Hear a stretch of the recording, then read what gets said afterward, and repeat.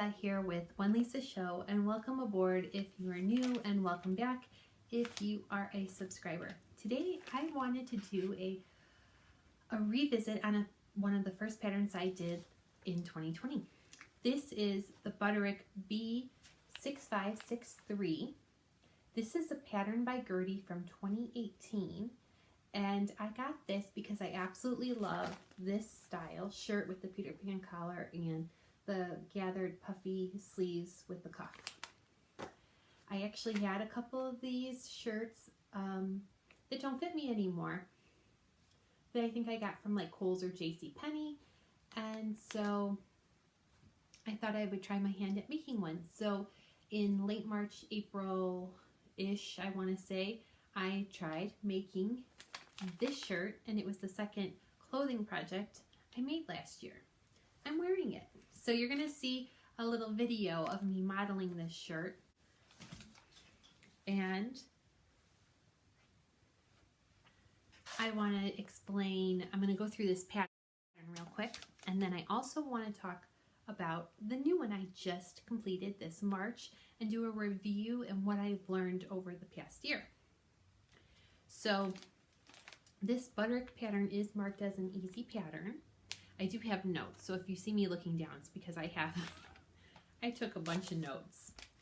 And this pattern does not have, its finished garment measurements were the width at the lower edge and the back length, but not the finished measurements around what we're basing our size on, which is bust, waist, and hip. So it does go from a size 6 to a size 22, this pattern. And again, it is marked easy, and it is basically the same body.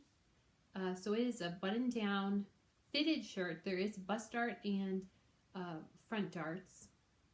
And you can have it seamless with a cap sleeve, as Gertie's wearing, or a puffy sleeve that I have. And then it's a Peter Pan rounded collar, such as you see here, or a traditional pointy collar, and then there's also a little tie that you could add. So you could go sleeveless, different types of sleeves and different types of collars. There is no collar stand on this shirt, and that's something I did not know anything about before, but now I've made a couple of shirts with collar stands. So I see there's a huge difference in the construction. And this does fit a bust of 30.5 inches all the way to 44 inches, which is the size 22. I made, this version is the size 20. I obviously made, the size was way too big on me. I had some construction issues with this first go of it. I also had construction issues, fitting issues. I thought the fabric I used was an old quilting cotton that I had. This was the initial stash that I owned. It was fabric from the 90s when I wanted to learn how to make a quilt, and I never did. Obviously this is too big. I had to take it in multiple times as I was constructing it. The neckline is kind of baggy here, but I had to redo the sleeves a handful of times. It was my first go at darts. It was my second go at buttonholes, and it was my first time doing a collar. I did cut the pattern tissue paper.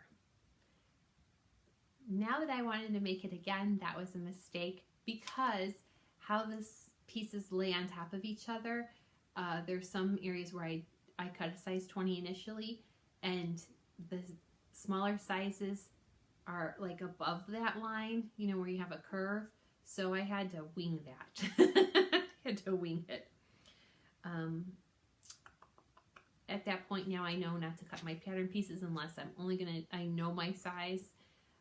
Maybe I have no intentions to cut my pattern pieces anymore. I wasn't happy with my hem, and I actually, in the construction of the collar, I hand stitched in the back part of the collar because I did not know how to do stitch and ditch. And I also, the cuff here around on the sleeves, that's also a stitch in the ditch. They don't call it stitch in the ditch, but it looks awful. It looks awful, but that's okay. So now I'm going to show you the version I made this past this month. And here I am in the latest one I made, which was a year later. This is a cotton shirting that was on clearance at Joann's, and it was less, I think about a yard and a 1 1/4 yard, and I was able to pull this out. Before I forget, let me show you that back, the drawings for this shirt. I want to make sure it's very clear to everybody. And I am not ragging on this pattern. A lot of it is user error, and the second time was a lot easier. As you can see, I'm much more comfortable in this version that I just made. I do like, at this time I added a pocket. It does come with a pocket. Size 18 with the shirting cotton that was clearance from Joann's. I used a thicker interfacing on the collar because the previous one, the collar was very floppy. I also did my buttonholes differently. I did vertical buttonholes, whereas the first version and the pattern has buttonholes going horizontally. I preferred them vertical. I top stitched all around my collar, which I do not remember seeing that in the instructions at all. And there are a lot of steps in the instructions. I also did some top stitching down here along the edges. And I lengthened this by about 1 inch. So I just extended the hem about 1 inch for this shirt. I kept this cuff at the size 20, but the rest of it was an 18. And it is a little loose still on me, but I'm very, very happy with this version. Now, I do have a shirt underneath here. However, this is folded. Your button placket is not a true button placket. It's folded, and it reminded me a lot of the Closet Core Carolyn pajamas. The first time I made this, I had no experience whatsoever. After making what I call the Little House on the Prairie version with the beige and the burgundy color, since then I had made the Closet Core Carolyn pajamas, and the collar is a similar construction, and on their blog they have a very good blog article showing how to do the construction of the collar.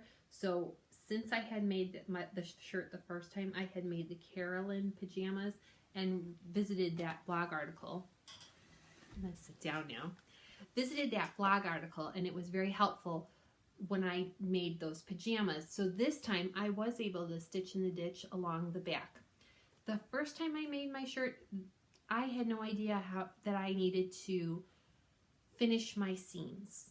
So I was very confident beginner, new to sewing, but I had been sewing my whole life, but I never really made professional looking garments that I would wear out. And I didn't do a lot of it past being a teenager. So I did not know to finish my seams. I do not have an overlocker or serger. So for me, this first version that I made, I had no finished seams, so everything's kind of fraying. Now I use pinking shears, or I have done French seams, and I've also done a zigzag stitch or hemmed the other side. Like if it was, for instance, if it's this piece here, you could hem that, do a small rolled hem. However, when I did that, I had no idea, because the instructions on a Big 4 pattern don't always say finish your seams. And if you're a beginner, you don't know to finish your seams. I used pinking shears on this one a lot on the inside. I also have a nice handmade tag. You can't see it, but I have a handmade label I put on. It feels like it's more professional. The cuffs, the shoulders, they all line up a lot better. The previous one, because it was a size too big, and I mismeasured myself because I was new at making garments,